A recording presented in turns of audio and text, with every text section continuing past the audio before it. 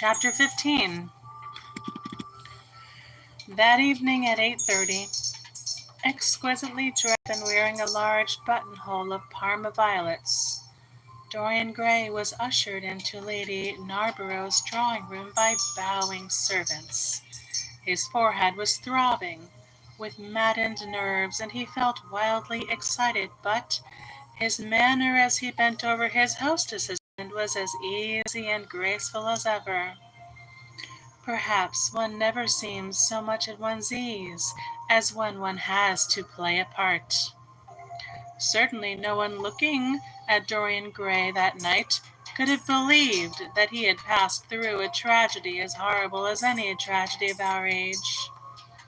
Those finely shaped fingers never have clutched a knife for sin, nor those smiling lips have cried out on God and goodness.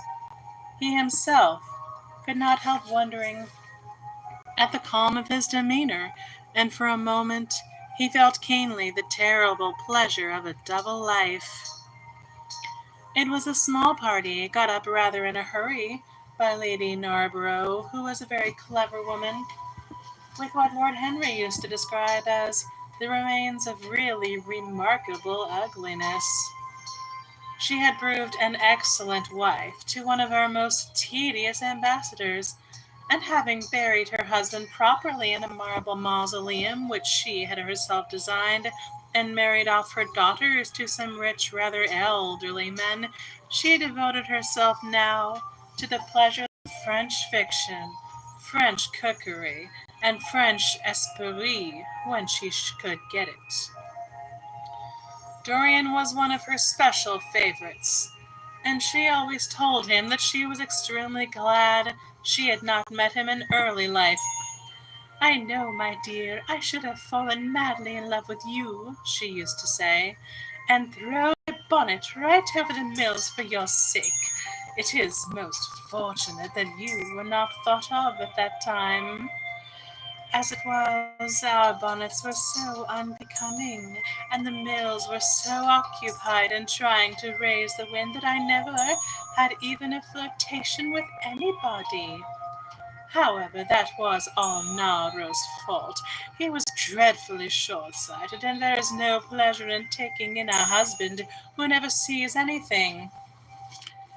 Her guests this evening were rather tedious. The fact was, as she explained to Dorian, behind a very shabby fan, one of her married daughters had come up quite suddenly to stay with her, and, to make matters worse, had actually brought her husband with her. "I think it is most unkind of her, my dear," she whispered. "Of course I go and stay with them every summer after I come from Hamburg, but then an old woman like me must have fresh air sometimes, and perhaps besides I really wake them up. You don't know what an existence they lead down there. It is pure, unadulterated country life. They get up early because they have so much to do, and go to bed early because they have so little to think about. There has not been a scandal in the neighborhood since the time of Queen Elizabeth, and consequently they all fall asleep after dinner. You shan't sit next either of them. You shall sit by me and amuse me." Dorian murmured a graceful compliment and looked round the room. Yes, it was certainly a tedious party. Two of the people he had never seen before, and the others consisted of Ernest Harrowden, one of those middle-aged mediocrities so common in London clubs who have no enemies but are thoroughly disliked by their friends. Lady Ruxton, an overdressed woman of 47 with a hooked nose, who was always trying to get herself compromised, but it was so peculiarly plain that to her great disappointment no one would ever believe anything against her. Mrs. Erlyn, a pushing nobody with a delightful lisp and a Venetian red hair. Lady Alice Chapman, his hostess's daughter, a dowdy, dull girl, with one of those characteristic British faces that once seen her never remembered, and her husband, a red-cheeked, white-whiskered creature, who, like so many of his class, was under the impression that inordinate joviality can atone for an entire lack of ideas. He was rather sorry he had come, till Lady Narborough, looking at the great ormolu gilt clock that sprawled in gaudy curves on the mauve-draped mantel-shelf, exclaimed, "How horrid of Henry Wotton to be so late! I sent round to him this morning on chance, and he promised faithfully not to disappoint me." It was some consolation that Harry was to be there, and when the door opened and he heard his slow musical voice lending charm to some insincere apology, he ceased to feel bored. But at dinner he could not eat anything. Plate after plate went away untasted. Lady Narborough kept scolding him for what she called an insult to poor Adolphe, who invented the menu specially for you, and now and then Lord Henry looked across the room, wondering at his silence and abstracted manner. From time to time, the butler filled his glass with champagne. He drank eagerly, and his thirst seemed to increase. "Dorian," said Lord Henry at last, as the chauffoir was being handed round, "what is the matter with you tonight? You are quite out of sorts." "I believe he is in love," cried Lady Narborough, "and that he is afraid to tell me for fear I should be jealous. He is quite right, I certainly should." "Dear Lady Narborough," murmured Dorian, smiling, "I have not been in love for a whole week. No, not in fact since Madame de Ferrol left town." "How can you men fall in love with that woman?" exclaimed the old lady. "I really cannot understand it." "It is simply because she remembers you when you were a little girl, Lady Narborough," said Lord Henry. "She is the one link between us and your short frocks." "She does not remember my short frocks at all, Lord Henry, but I remember her very well at Vienna 30 years ago, and how décolletée she was then." "She is still décolletée," he answered, taking an olive in his long fingers, "and when she is in a very smart gown she looks like an edition de luxe of a bad French novel. She is really wonderful and full of surprises. Her capacity for family affection is extraordinary. When her third husband died, her hair turned quite gold from grief." "How can you, Harry?" cried Dorian. "It is a most romantic explanation," laughed the hostess. "But her third husband, Lord Henry, you don't mean to say Ferrol is the fourth?" "Certainly, Lady Narborough." "I don't believe a word of it." "Well, ask Mr. Gray. He is one of her most intimate friends." "Is it true, Mr. Gray?" "She assures me so, Lady Narborough," said Dorian. "I asked her whether, like Marguerite de Navarre, she had in their hearts embalmed and hung at her girdle. She told me she didn't, because none of them had any hearts at all." "4 husbands, upon my word, that is trop de zèle." "Trop d'audace, I tell her," said Dorian. "Oh, she is audacious enough for anything, my dear. And what is Ferrol like? I don't know him." "The husbands of very beautiful women belong to the criminal classes," said Lord Henry, sipping his wine. Lady Narborough hit him with her fan. "Lord Henry, I am not at all surprised that the world says you are extremely wicked." "But what world says that?" asked Lord Henry, elevating his eyebrows. "It can only be the next world. This world and I are on excellent terms." "Everybody I know says you are very wicked," cried the old lady, shaking her head. Lord Henry looked serious for some moments. "It is perfectly monstrous," he said at last. "The way people go about nowadays, saying things against one behind one's back that are absolutely and entirely true." "Isn't he incorrigible?" cried Dorian, leaning forward in his chair. I hope so, said his hostess, laughing. But really, if you all worship Madame de Ferrol in this ridiculous way, I shall have to marry again so as to be in the fashion. You will never marry again, Lady Narborough, broke in Lord Henry. You were far too happy. When a woman marries again, it is because she detested her first husband. When a man marries again, it is because he adored his first wife. Women try their luck. Men risk theirs. Narborough wasn't perfect, cried the old lady. If he had been, you would not have loved him, my dear lady, was the rejoinder. Women love us for our defects. If we have enough of them, they will forgive us everything, even our intellects. You will never ask me to dinner again after saying this, I am afraid, Lady Narborough, but it is quite true. Of course it is true, Lord Henry. If we women did not love you for your defects, where would you all be? Not one of you would ever be married. You would be a set of unfortunate bachelors. Not, however, that would alter you much. Nowadays all the married men live like bachelors, and all the bachelors like married men. Fin de siècle, murmured Lord Henry. Fin du globe, answered his hostess. I wish it were fin du globe, said Dorian with a sigh. Life is a great disappointment. Oh, my dear, cried Lady Narborough, putting on her gloves, don't tell me that you have exhausted life. When a man says that, one knows that life has exhausted him. Lord Henry is very wicked, and I sometimes wish that I had been. But you are made to be good. You look so good. I must find you a nice wife. Lord Henry, don't you think that Mr. Grey should get married? I am always telling him so, Lady Narborough, said Lord Henry with a bow. Well, we must look out for a suitable match for him. I shall go through Debrett carefully tonight and draw out a list of all the eligible young ladies. With their ages, Lady Narborough? Asked Dorian.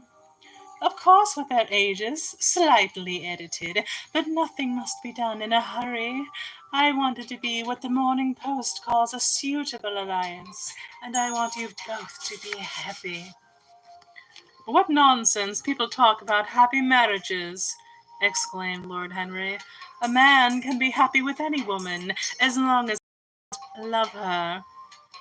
Oh, what a cynic you are, cried the old lady, pushing back her chair and nodding to Lady Ruxton. You must come and dine with me soon again. You are really an admirable tonic, much better than what Sir Andrew prescribes for me. You must tell me what people you would like to meet, though. I want it to be a delightful gathering. I like men who have a future, and women who have a past, he answered. Or do you think that that would make it a petticoat party? I fear so, she said, laughing, as she stood up. 1,000 pardons, my dear Lady Ruxton, she added. I didn't see you hadn't finished your cigarette. Never mind, Lady Narborough, I smoke a great deal too much. I am going to limit myself for the future. Pray don't, Lady Ruxton, said Lord Henry. Moderation is a fatal thing. Enough is as bad as a meal. More than enough is as good as a feast. Lady Ruxton glanced at him curiously. You must come and explain that to me some afternoon, Lord Henry. It sounds a fascinating theory, she murmured as she swept out of the room. Now mind you don't stay too long over your politics and scandal, cried Lady Narborough from the door. If you do, we are sure to squabble upstairs. The men laughed, and Mr. Chapman got up solemnly from the foot of the table and came up to the top. Dorian Gray changed his seat and went and sat by Lord Henry. Mr. Chapman began to talk in a loud voice about the situation in the House of Commons. He guffawed at his adversaries. The word doctrinaire, word full of terror in the British mind, reappeared from time to time between his explosions. An alliterative prefix, served as the ornament of oratory. He hoisted the Union Jack on the pinnacles of thought, the inherited stupidity of the race. Sound English common sense, he jovially termed it, was shown to be the proper bulwark for society. A smile curved Lord Henry's lips, and he turned round and looked at Dorian. "Are you better, my dear fellow?" he asked. "You seemed rather out of sorts at dinner." "I am quite well, Lord Henry. I am tired, that is all." "You were charming last night. The little Duchess is quite devoted to you. She tells me she is going down to Selby." "She has promised to come on the 20th. "Is Monmouth to be there too?" "Oh, yes, Harry." "He bores me dreadfully, almost as much as he bores her. She is very clever, too clever for a woman. She lacks the indefinable charm of weakness. It is the feet of clay that makes the gold of the image precious. Her feet are very pretty, but they are not feet of clay. White porcelain feet, if you like. They have been through the fire, and what fire does not destroy, it hardens. She has had experiences." "How long has she been married?" asked Dorian. "An eternity, as she tells me. I believe, according to the peerage, it is 10 years, but 10 years with Monmouth must have been like an eternity, with time thrown in. Who else is coming?" "Oh, the Willoughbys, Lord Rugby and his wife, our hostess, Geoffrey Clouston, the usual set, vast Lord Grosjean." "I like him," said Lord Henry. "A great many people don't, but I find him charming. He atones for being occasionally somewhat overdressed by being always absolutely overeducated. He is a very modern type." "I don't know if he will be able to come, Harry. He may have to go to Monte Carlo with his father." "What a nuisance people's people are! Try and make him come. By the way, Dorian, you ran off very early last night. You left before 11. What did you do afterwards? Did you go straight home?" Dorian glanced at him hurriedly and frowned. "No, Harry," he said at last. "I did not get home till nearly 3. "Did you go to the club?" "Yes," he answered. Then he bit his lip. "No, I don't mean that. I didn't go to the club. I walked about. I forget what I did." "How inquisitive you are, Harry. You always want to know what one has been doing. I always want to forget what I have been doing. I came in at 2:30, and if you wish to know the exact time, I had left my latchkey at home, and my servant had to let me in.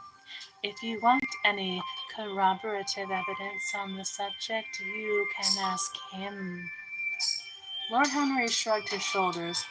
"My dear fellow, as if I cared. Let us go up to the drawing-room." "No, sherry, thank you, Mr. Chapman. Something has happened to you, Dorian. Tell me what it is. You are not yourself tonight." "Don't mind me, Harry. I am irritable and out of temper. I shall come round and see you tomorrow or next day. Make my excuses to Lady Narborough. I shan't go upstairs. I shall go home. I must go home." "All right, Dorian. I dare say I shall see you tomorrow at tea-time. The Duchess is coming." "I will try to be there, Harry," he said, leaving the room.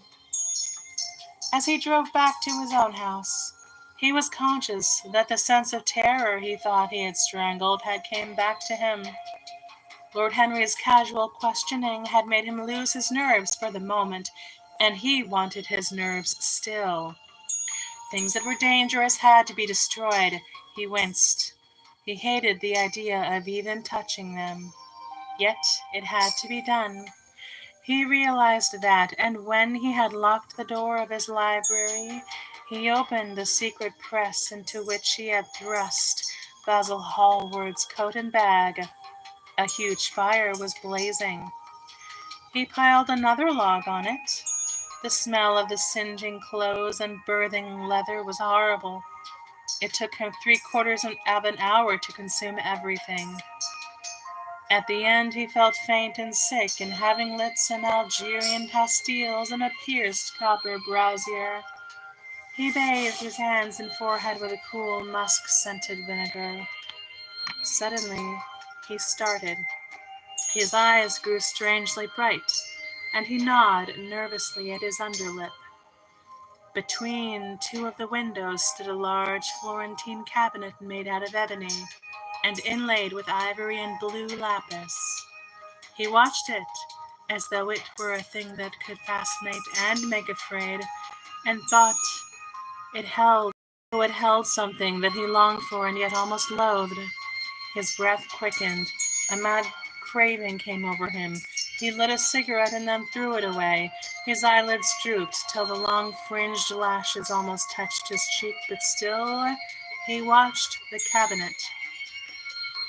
At last he got up from the sofa on which he had been lying, went over to it, and having unlocked, touched some hidden spring.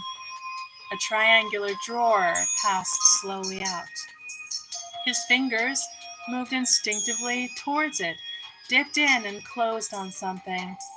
It was a small Chinese box of black and gold dust lacquer, elaborately wrought, the sides patterned with curved waves, and the silken cords hung with round crystals and tasseled and plaited metal threads.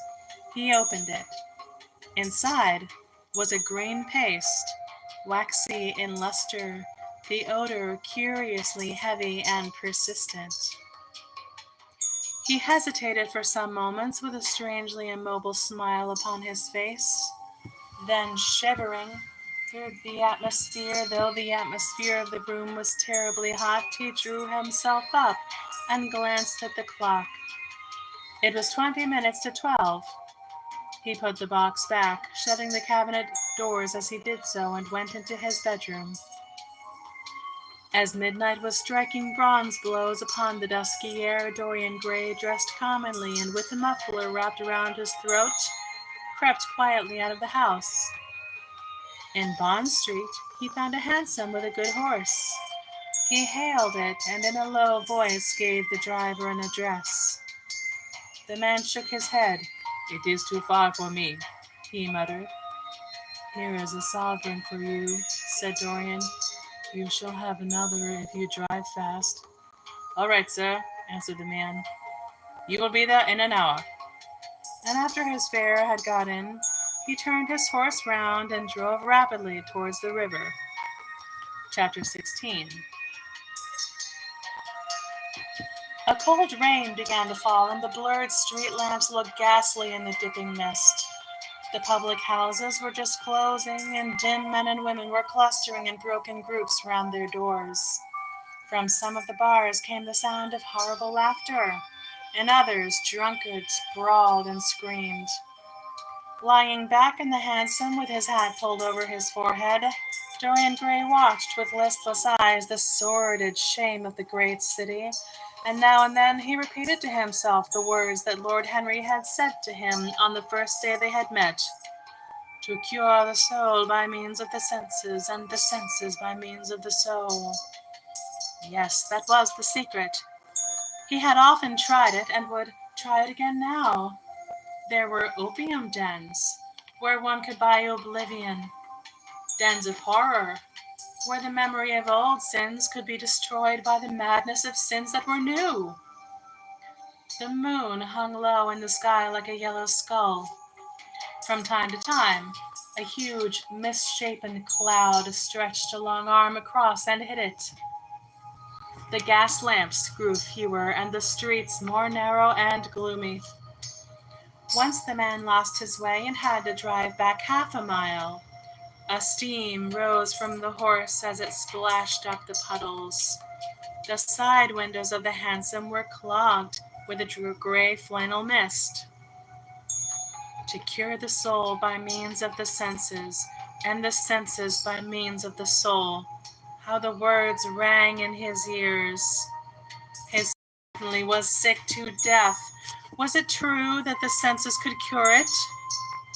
Innocent blood had been spilt. What could atone for that? Ah, for that there was no atonement. But though forgiveness was impossible, forgetfulness was possible still, and he was determined to forget, to stamp the thing out, to crush it as one would crush the adder that had stung one. Indeed, what right had Basil to have spoken to him as he had done? Who had made him a judge over others? He had said things that were dreadful, horrible, not to be endured.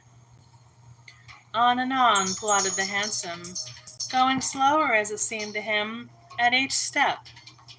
He thrust up the trap and called to the man to drive faster. The hideous hunger for opium began to gnaw at him. His throat burned, and his delicate hands twitched nervously together. He struck at the horse madly with his stick. The driver laughed and whipped up. He laughed in answer, and the man was silent. The way seemed interminable, and the streets like the black web of some sprawling spider. The monotony became unbearable, and as the mist thickened he felt afraid. Then they passed by lonely brick-fields. The fog was lighter here, and he could see the strange bottle-shaped kilns with their orange fan-like tongues of fire. A dog barked as they went by, and far away in the darkness, some wandering seagull screamed. The horse stumbled in a rut, then swerved aside and broke into a gallop. After some time they left the clay road and rattled again over rough paven streets. Most of the windows were dark, but now and then fantastic shadows were silhouetted against some lamp-lit blind. He watched them curiously. They moved like monstrous marionettes and made gestures like live things. He hated them. A dull rage was in his heart. As they turned a corner, a woman yelled something at them from an open door, and two men ran after the hansom for about 100 yards. The driver beat them with his whip. It is said that passion makes one think in a circle. Certainly, with hideous iteration, the bitten lips of Dorian Gray shaped and reshaped those subtle words that dealt with soul and sense, till he had found in them the full expression, as it were, of his mood, and justified by intellectual approval passions that without such justification would still have dominated his temper. From cell to cell of his brain crept the one thought, and the wild desire to live, most terrible of all man's appetites, quickened into force each trembling nerve and fiber. Ugliness that had once been hateful to him because it made things real, became dear to him now for that very reason. Ugliness was the one reality, the coarse brawl, the loathsome den, the crude violence of disordered life, the very vileness of thief and outcast were more vivid in their intense actuality of impression than all the gracious shapes of art, the dreamy shadows of song. They were what he needed for forgetfulness. In 3 days he would be free. Suddenly, the man drew up with a jerk at the top of the dark lane. Over the low roofs and jagged backs of the houses rose the black masts of ships. Wreaths of white mist clung like ghostly sails to the yards. "Somewhere about here, sir, ain't it?" he asked huskily through the trap. Dorian started and peered around. "This will do," he answered, and having got out hastily and given the driver the extra fare he promised him, he walked quickly in the direction of the quay. Here and there a lantern gleamed at the stern of some huge merchantman. The light shook and splintered in the puddles. A red glare came from an outward-bound steamer that was coaling. The slimy pavement looked like wet mackintosh.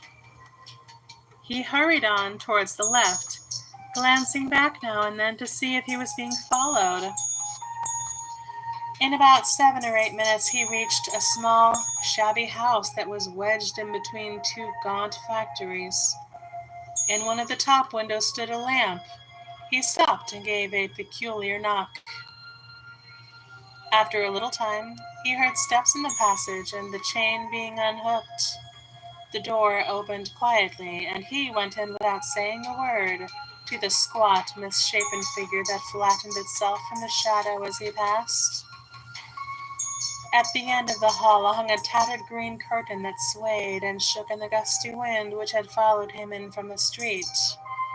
He dragged it aside and entered a long, low room, which looked as if it had once been a third-rate dancing saloon.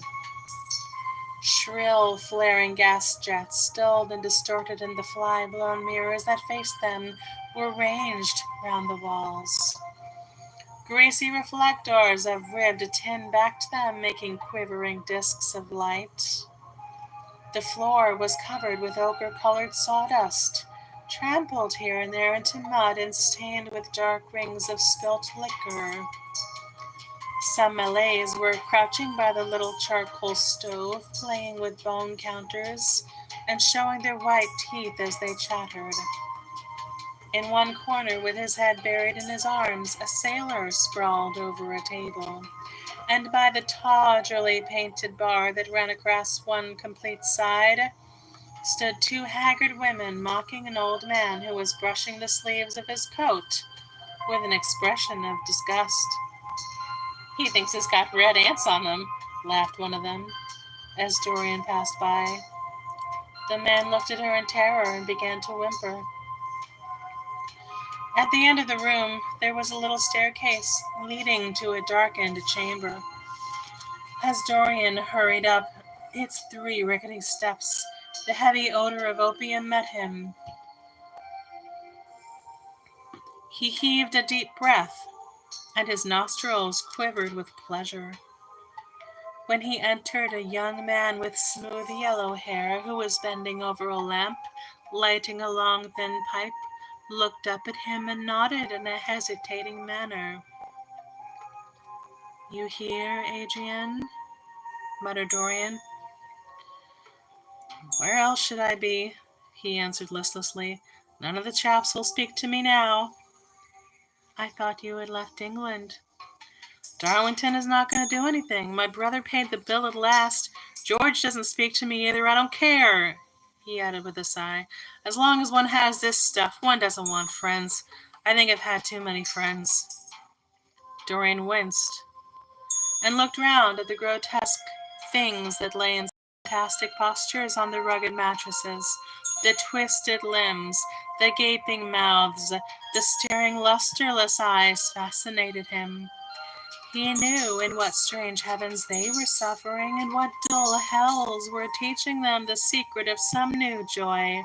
They were better off than he was. He was prisoned in thought. Like a horrible malady was eating his soul away. From time to time he seemed to see the eyes of Basil Hallward looking at him, yet he felt he could not stay. The presence of Adrian Singleton troubled him. He wanted to be where no man would know where he was. He wanted to escape from himself. "I am going on to the other place," he said after a pause. "On the wharf?" "Yes." "That mad cat's sure to be there. They won't have her in this place now." Dorian shrugged his shoulders. "I am sick of women who love one. Women who hate one are much more interesting. Besides, the stuff is better."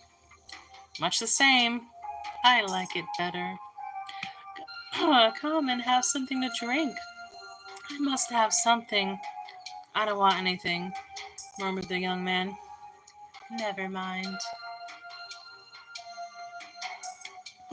Adrian Singleton rose up wearily and followed Dorian to the bar.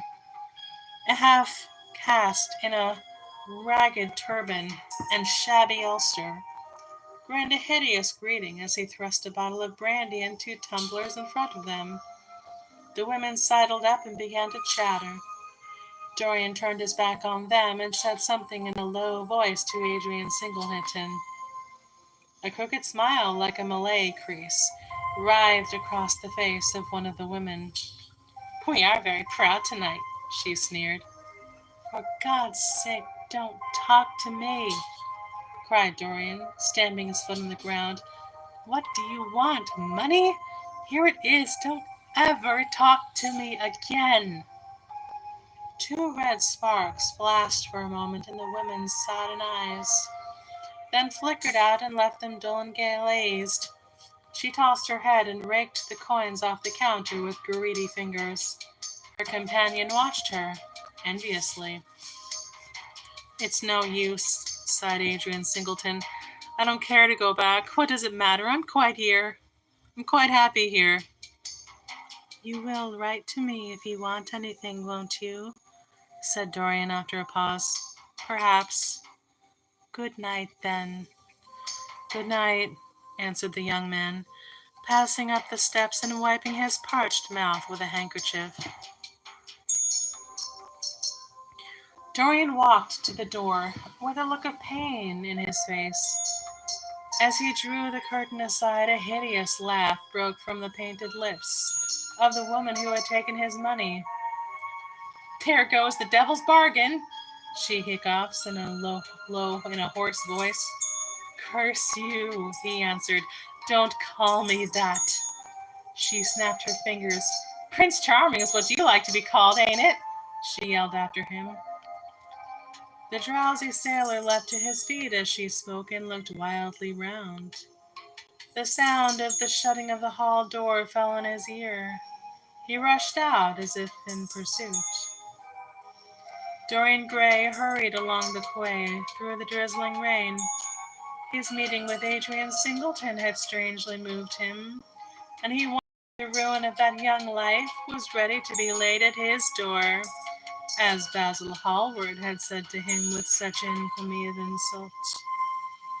He bit his lip, and for a few seconds his eyes grew sad, yet after all, what did it matter to him? One's days were too brief to take the burden of another's errors on one's shoulders. Each man lived his own life and paid his own price for living it. The only pity was one had to pay so often for a single fault.